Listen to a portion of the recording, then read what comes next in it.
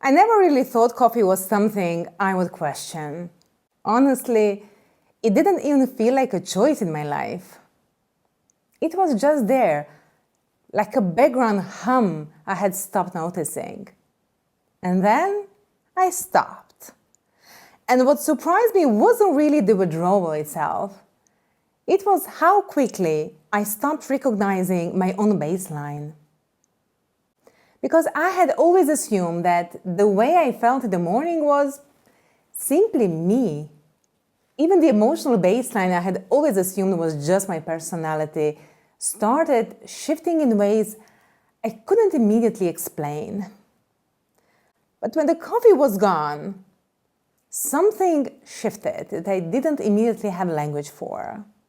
And that's where it got uncomfortable. I started realizing something I had never thought to question before. What if the state I've been calling normal for years isn't actually neutral at all? What if it's been adjusted for years? I didn't realize yet how much that question would keep coming back to me. I didn't consciously choose this habit. I absorbed it the way most people do, slowly, socially, almost without noticing. I remember the 90s, that whole aesthetic of being on all the time.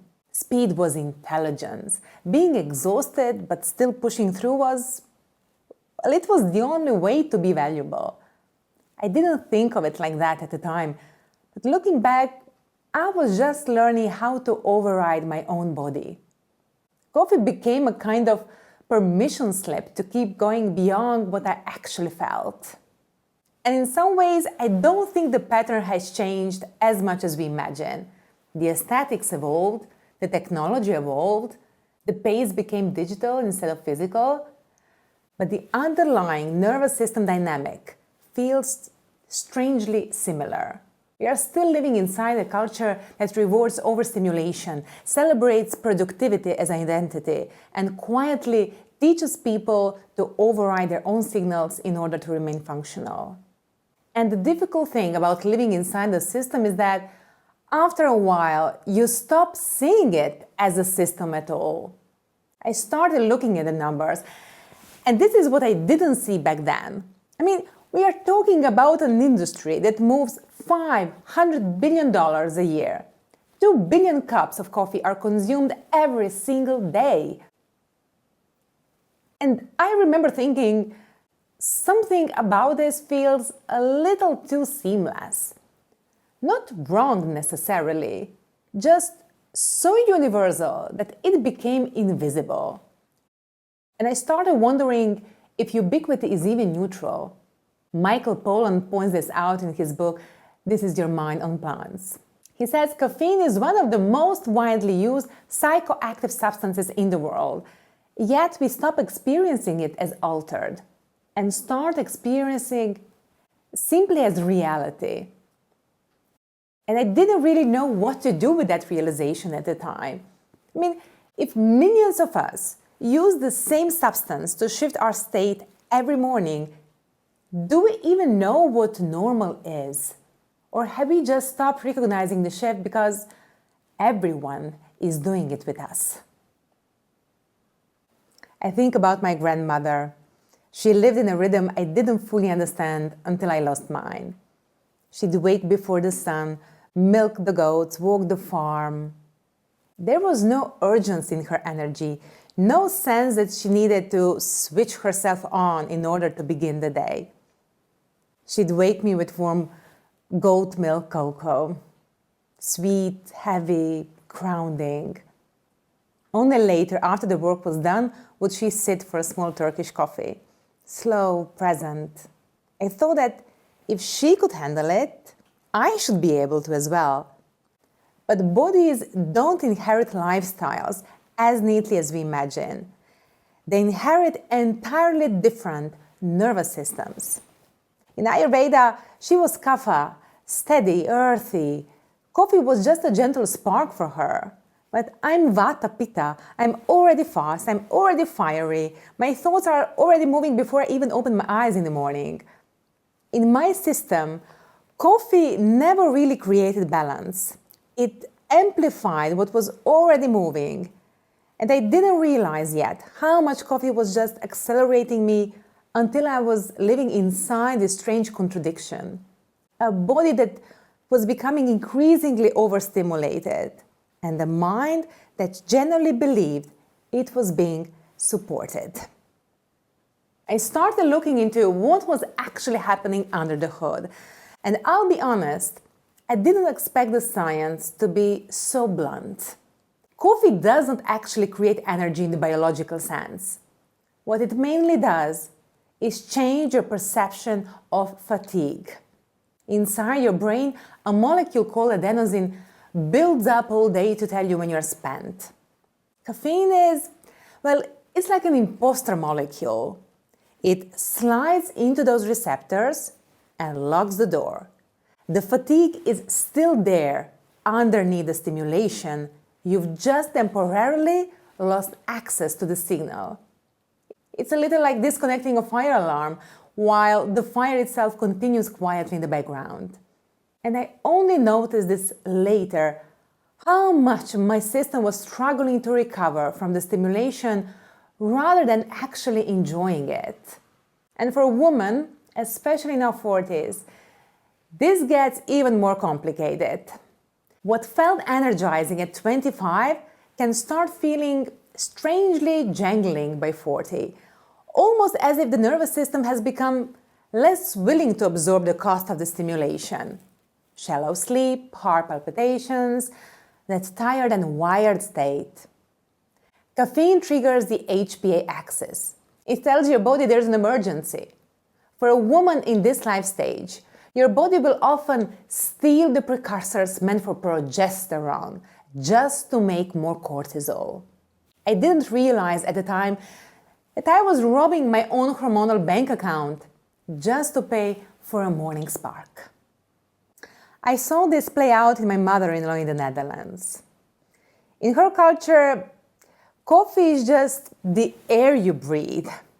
She struggled with sleep for years, and I gently suggest maybe try removing the coffee. It never landed. Because when something is everywhere, you stop seeing it as a variable. If everyone around you shares the same habit, it becomes almost impossible to imagine it could be affecting you. Ubiquity creates a blind spot.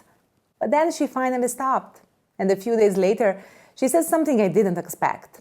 She said, I slept 6 hours in a row. I don't remember the last time that happened. No supplement, no protocol. Just the removal of one signal. It made me wonder how many of our normal problems are just symptoms of a signal we've refused to turn off. When I finally quit, the withdrawal was a psychological battle I wasn't prepared for. I started watching my mind negotiate with me almost immediately. But I needed to write. I needed to stay patient. I needed to function properly.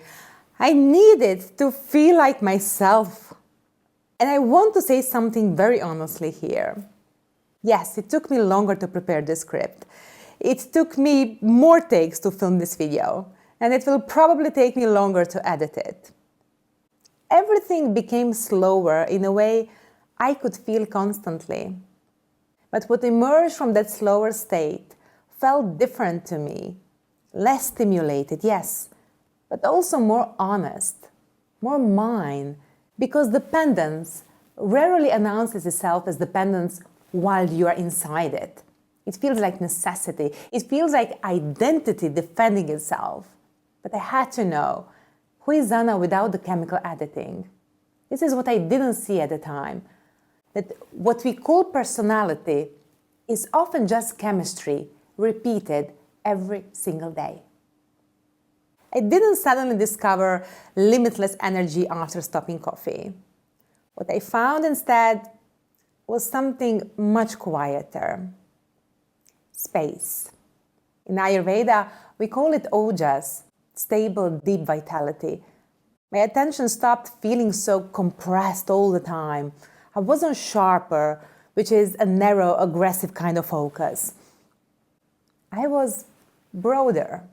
I started noticing the light in the room again, the texture of a conversation, and I slowly realized that the kind of narrow, hyper-efficient focus coffee can create may be wonderful for productivity, but not always for the human nervous system underneath it. It can be terrible for a human soul. I think Michael Pollan was right when he called caffeine a curtain. Most of us don't realize the curtain is there until it's gone. This isn't a sermon. I don't fully know your system. Some of you might tolerate coffee beautifully. But if you're feeling fragmented, if you are tired and wired, I just want to leave you with the question: who are you when nothing external is constantly pushing your nervous system forward?